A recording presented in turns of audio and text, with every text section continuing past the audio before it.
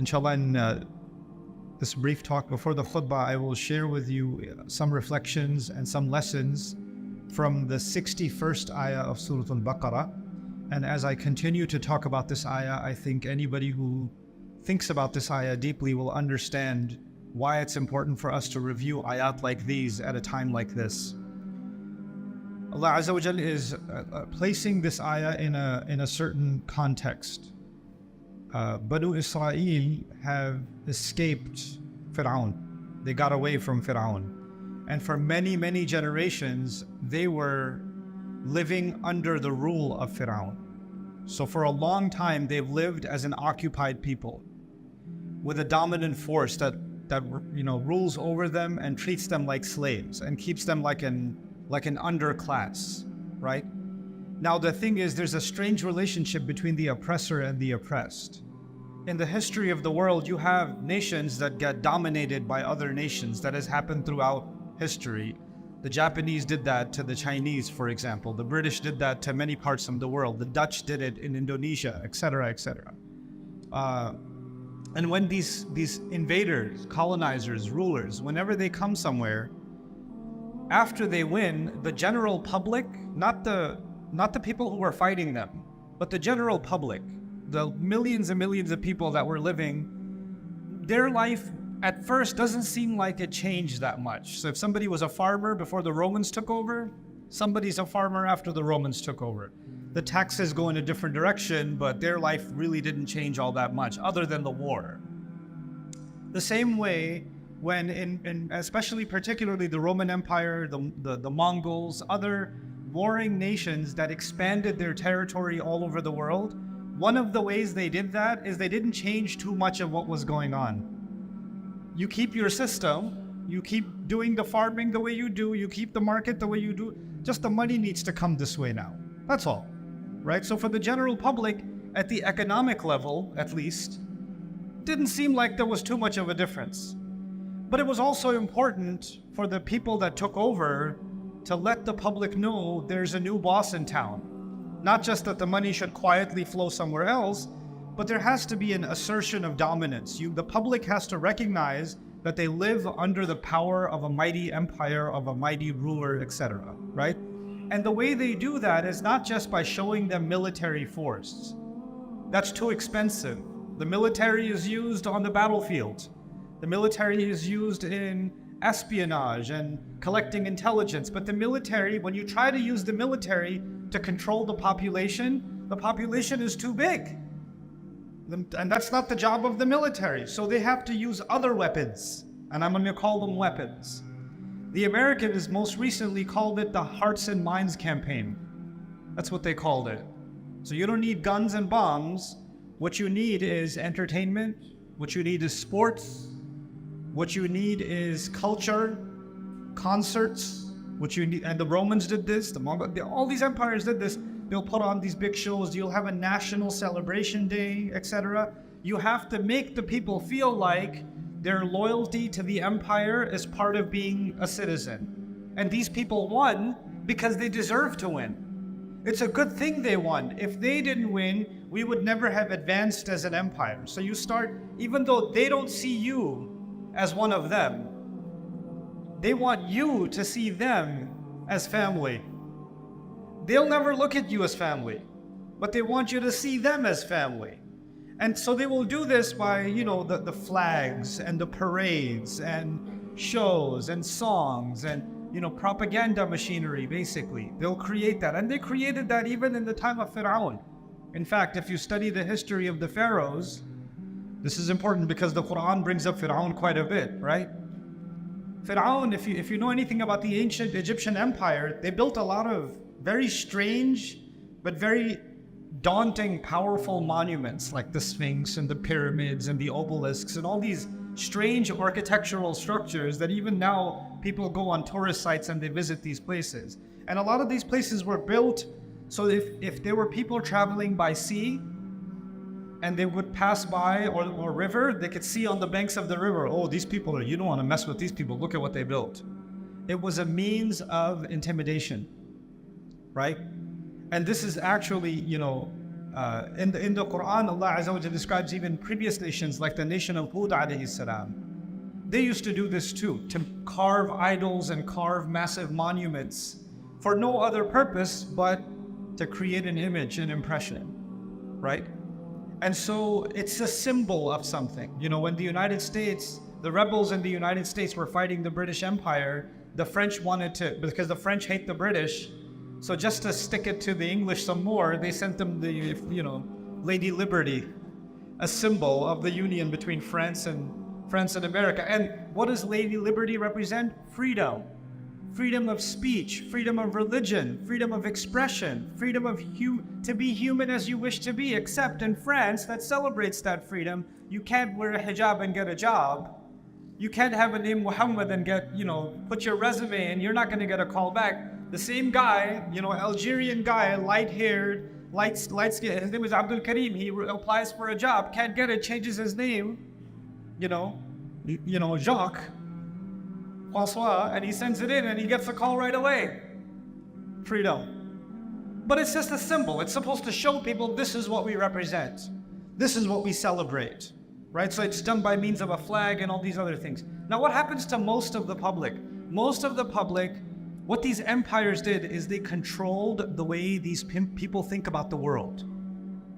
They wanted your worldview, if you lived in that time, they wanted your worldview to be shaped by them. They want you to see the world the way they want you to see it. And that was one of their most powerful weapons. The Israelites were slaves to the empire.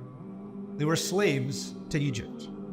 And Musa alayhi salam helped them break away from that slavery, and now they were free. They were in Sinai, they were in the desert. The military has drowned. The Egyptian army is gone. Now they're free. But they're not free. Because the real occupation was not the military occupation. The real occupation was the psychological occupation. They escaped physically, but they didn't escape mentally. They didn't escape mentally. So now they're free. Now I want to give you an analogy. If somebody was in jail, falsely accused, they got thrown in jail. And after 20 years of being in jail, they got out. When they got out, now they can see the sun again, they can eat normal food again, they can make friends again, right? Will they ever want to wear the jail uniform? Oh, I'm in the mood, I miss those clothes. Are you going to do that? Are you going to say, man, the way they made that mush that they used to give us for lunch, I miss that mush, man. I don't want to eat chicken. I don't want to eat beef. I don't want to have a barbecue. I want that old pot, that dirty pot, and I want to sit in a dark place where there's rats running around because I miss that, man. That was the life. Nobody would do that. Nobody will do that. In fact, even if they saw a rat or they saw a pot that looked like the pot from the time of jail, they might get triggered. That memory might come back and they might start remembering and they might even start crying that they remember that. The next time you see a police officer, they might have a panic inside their heart. I've lived through this. You know? They can't even drive by the old place where they used to be in prison. It reminds them of a terrible episode in their life they would rather forget. That is someone who got free and now wants to taste freedom. They want to taste freedom. Musa alayhi salam comes with them to the desert. It's a desert. It's not a garden. You don't have a lot of food options. You don't have a lot of weather, shade options. So Allah provided the shade, as you might know. Right? And then وَأَنزَلَ عَلَيْهِمُ الْمَنَّ وَالسَّلْوَى. Right? So Allah sent them manna and salwa. So the food is taken care of. So what you need to survive, water, which is the 12 springs, فَانْفَجَرَتْ مِنْهُ اثْنَتَا عَشْرَةَ عَيْنًا. The 12 springs have been given. Proteins have been given. You know, salwa is coming, the bird is coming. You can kill the bird, you can get the flesh of that bird. Your protein intake, your fat intake is covered. As-salwa is the wheat that they're going to grow. So their protein, their carbs are covered, taken care of. It's a full nutritional plan. They can survive perfectly well and be hydrated, now with freedom. And these people that were free physically were still enslaved mentally. And they come to Musa alayhi salam in ayah number 61, and they say, وَإِذْ قُلْتُمْ, Allah says, and you people said to Musa, at the time when you said, لَن نَصْبِرَ عَلَى طَعَامٍ وَاحِدٍ, we can't just keep eating one kind of food. We don't have the patience to keep eating the same food over and over again. What's for lunch? Manna and salwa. What's for dinner? Salwa and manna. Same thing over and over again. I can't do this anymore. Come on. Let's have some variety. So they turned to Musa alayhi salam, and in this part of this complaint, they said, فَادْعُ لَنَا رَبَّكَ يُخْرِجْ لَنَا مِمَّا تُنْبِتُ الْأَرْضُ مِنْ بَقْلِهَا وَقِثَّائِهَا وَفُومِهَا وَعَدَسِهَا وَبَصَلِهَا. Said, why don't you go make dua to your Rabb? He should bring out some other variety of vegetables for us. Lentils, or to speak of dal, piyaz, some tarkari should be there, some masala should be. This is bland food. Can't keep eating this stuff. Can we place a better order with Allah? That's what they're asking. Now, why is this significant? Why did Allah mention all these names of these vegetables? Interestingly, these were popular vegetables in Egypt. And they saw their masters eating this food all the time. And they probably got some leftovers themselves. So I was giving you the analogy, they miss prison food. Right? Now you got free, but your brain is still in the jail cell, and you're asking for the food you used to enjoy in the jail cell, and you're telling your prophet, yeah, this freedom is nice, but can we go back to jail food? Can we have that again? And Musa alayhi salam did something remarkable here. By the way, it's not just the food. It's not just the food. We used to live under one of the greatest, mightiest empires on earth. Every other nation in the world was scared of Fir'aun. We had Fir'auni citizenship. We had an Egyptian passport. We had the green card. We had it all. And we gave all of that up. And now we're in the desert, eating this bird and this bread. This is freedom? This is what you brought us to? We went from the number one nation in the world, and you want us to live like this? You see, they were not the number one nation in the world. They were slaves of the number one nation in the world. But in their head, we're number one, baby. Because the slave owner wants to make you think that you're part of the empire. Even though you're just the insect that they step on. You're just the insect that they step on. That's all you are.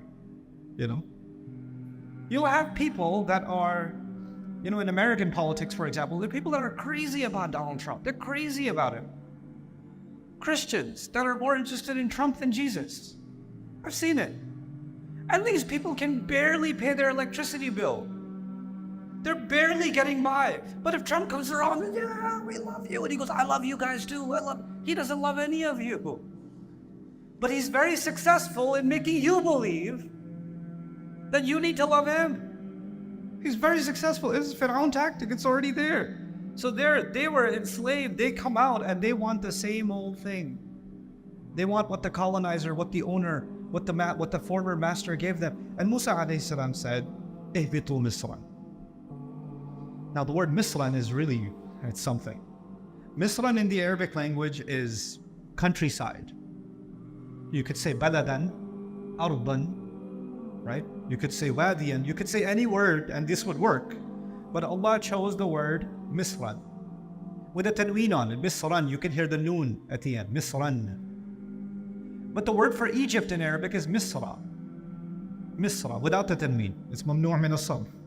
So those two words are very close to each other, but they don't mean the same thing. If you say Misra or Misru, it's Egypt. If you say Misrun or Misran, it's countryside. But the word is very close. It's as if Musa alayhi salam is saying, you want to go back down into another Egypt. You want to go to a new place, but actually you want Egypt all over again. Let me tell you something interesting about where I come from. I'm originally from Pakistan. I love Pakistan. I love that entire region, actually. I love the history of that region. A book for especially the university students that are sitting here and high school students that are sitting here, the boys and the girls. I really want you to read this book, especially if you come from South Asia. If you come from India, Pakistan, Bangladesh, Afghanistan, even Sri Lanka, other parts of that region. I want you to read this book. It's called Islam and the English Enlightenment. Islam and the English Enlightenment. I really want you to read it for yourself. But I want you to let's step away from that for a moment. The British colonized India. They ruled over the Hindus, the Sikhs, the Muslims for some time. The Indians tried to fight back. The Muslims particularly tried to fight back. Didn't work for a long time. They were supposed to be the enemy, and you should hate everything about your enemy. But the enemy was very successful as teaching you that if you speak my language, you will be successful. If you dress like me, you will be more successful. If you eat like me, you will be more successful.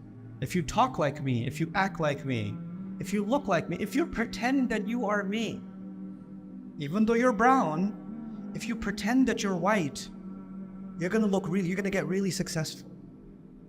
Because the British are a very small nation, if you didn't know. I've been to England many times, and you can drive across the country in a few hours. And every time I drive, most of it is farmland. One town, farmland, one town, farmland, and I look at it and I say, Ya Allah, these people and the entire planet, how in the world did that happen? And if you study English history, they were ready to kill each other. Their kings were ready to kill each other. And they go from there at a time when their entire military wasn't even 60, 70,000. If you want to exaggerate it, 200,000, their entire military. And the Mughal military was in the millions. Between 2 and 6 million, it fluctuated. How? How did this happen? It didn't happen militarily. Something else was going on. And we need to understand how domination works. Yes, it works by military means, but there are other mechanisms, other weapons that are used. And in those weapons, even when people break free from the British, even when people fight in Algeria, they fight and kill. They get killed to get the French out of their land. They can get the French out, but there's a French that stays inside. They can get the British out, but there's a British that stays inside. And when it resides inside, now you can go to a country like Pakistan, which I love. And Pakistan has a remarkable heritage of many, many languages. Many of those languages are dying, right? And if you go to a restaurant and you speak in Urdu, then the waiter might look at you like. But if you said the same exact thing in English, on top of that, if you say it in an American accent, please sir, this way sir. You could conduct the experiment. I could walk into the same restaurant with a suit on, speak in English, I could go back out, change it to shalwar kameez, and then come back in and speak in Urdu. Completely different treatment. And this is not in America. The mistreatment is not in America. It's not happening in Canada. It's not happening in England. This is happening in the Muslim world. And it's not just Pakistan. It's happening in India, Bangladesh, Indonesia, Malaysia. It's happening in North Africa, all over the Muslim world. You know what it is? We freed ourselves. We did. But did we? Did we free ourselves? It's as if we wanted another Misr. We wanted another Misr. And the new one, for the new generation now, they're like, I was born in Canada. What are you talking about? I can't relate to any of this. Yeah. We talk to you for a second. You know who your colonizer is? Brand names. Your TV, your loyalty to your entertainment accounts. Your worship of your sports teams. This is how your new master keeps you busy. It keeps you busy with the new car that came out, the new phone release that came out that has a camera which is exactly the same as the last camera. But for you, your life is incomplete if you don't have the newest one.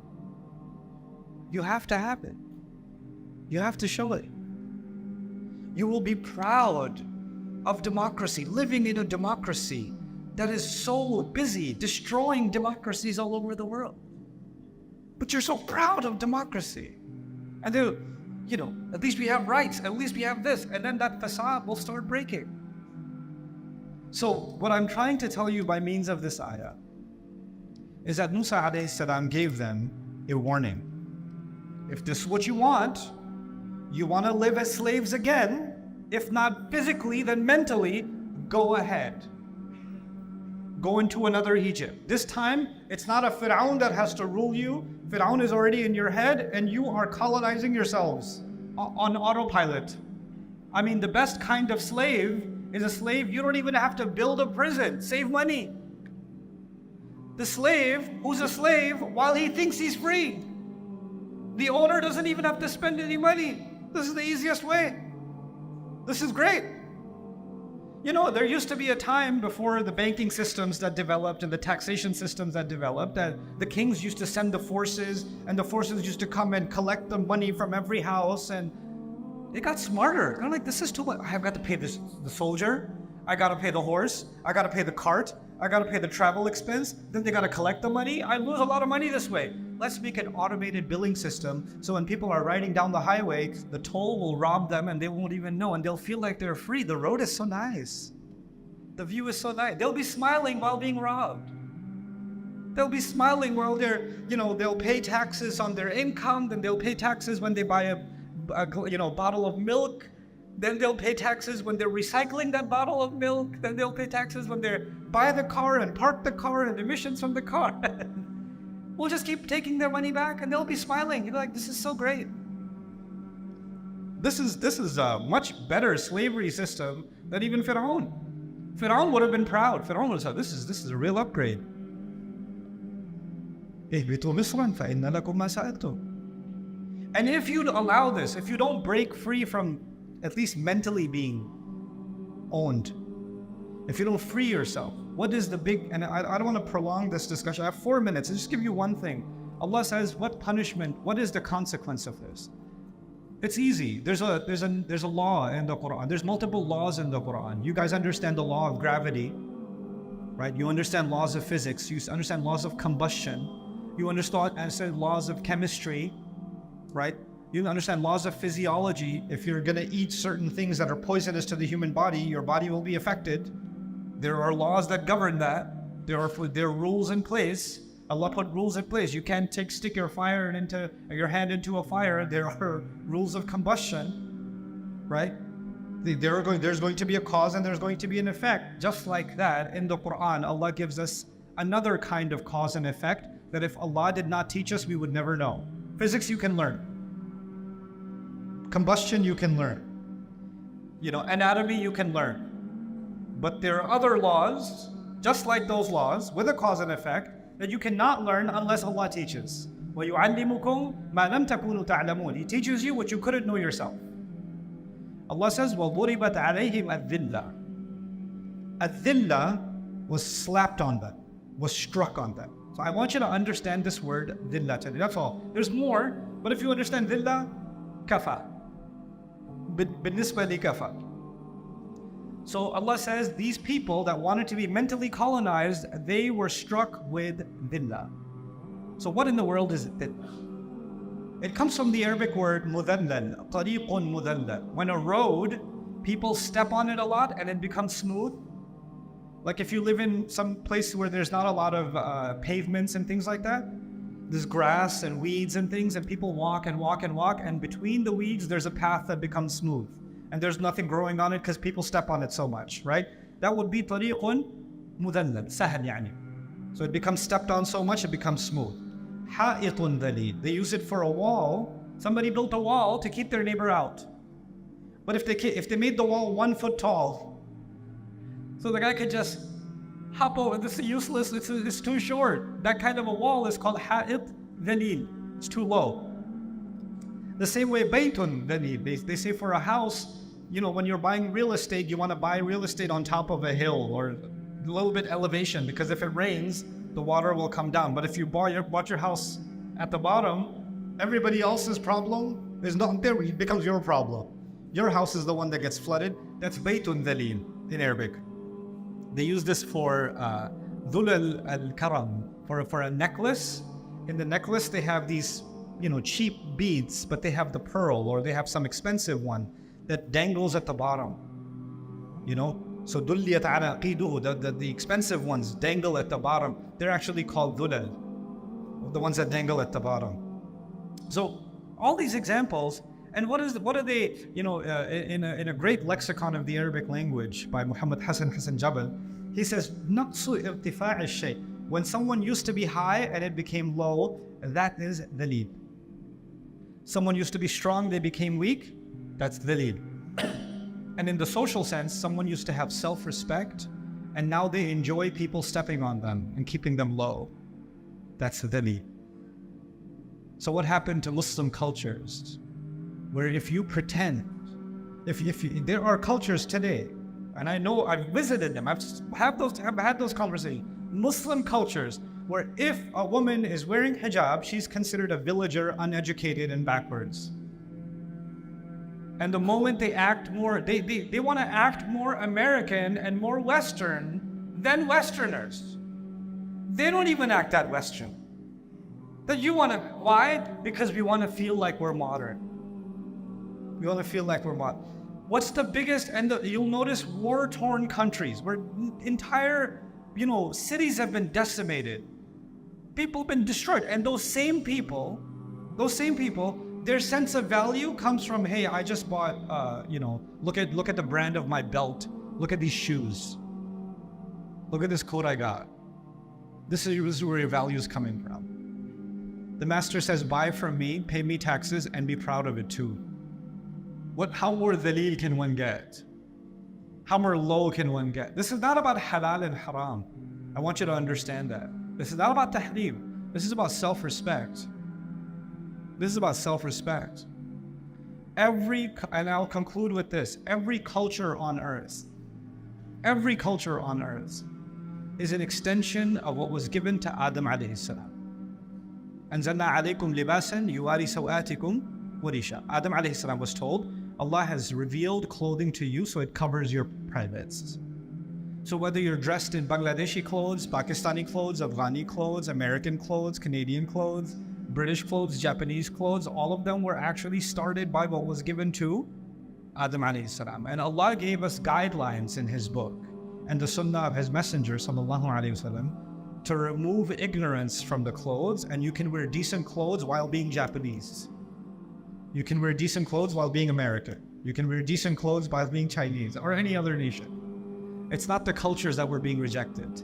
It was the colonization that was being rejected. It was the ruler mindset, the worship of the ruler that was being rejected. And subhanAllah, we are living in amazing, amazing times. At this time, for us to contemplate ayat like these, especially for the young generation, they have an opportunity to break the colonization that has dominated the Muslim mind for well over a century. Muslims are a very powerful force on earth. We've been sleeping for a couple of 100 years. We've had a bad season. We've just had a bad season. But that doesn't mean we're weak. We're the sleeping giant. That's what we are. But we're starting to wake up. We're starting to wake up, What's happening in Gaza isn't just opening up the eyes of the world to what's happening. What's the political reality? It's not just teaching Americans. We keep saying freedom of speech, but we don't really have it. We keep saying freedom of expression, but we don't really have it. We keep saying freedom of protest, but we don't really have it. It's not just teaching the Americans that very, very important lesson. Oh my God, they didn't think of us like slaves. They just put invisible fences. They're not just, but the Muslims are learning. What have I been worshiping? What cow did I just make and worship? Like the Israelites and their golden calf, right? It doesn't have to be a golden calf anymore. It could be a golden logo of anything. It could be a golden Nike. It could be a golden Ferrari, golden Chanel, all golden cows. Those are all the cows today, and all the Saudis of the world are building it. So I pray this is the beginning of something. This is the beginning of a new awakening where we're not culturally dominated anymore. We can express ourselves and think for ourselves, and we're not loyal to anything but the truth. And we can invite the world to see the truth instead of seeing the truth through the lens of someone who just wants control and manipulation. May Allah Azza wa Jal liberate our hearts and minds, and may Allah Azza wa Jal allow especially this generation to be the one that truly liberates the ummah from the colonization that is inside. not just the one that is outside. بارك الله لي ولكم في القرآن الحكيم ونفعني وإياكم بالآيات والذكر الحكيم.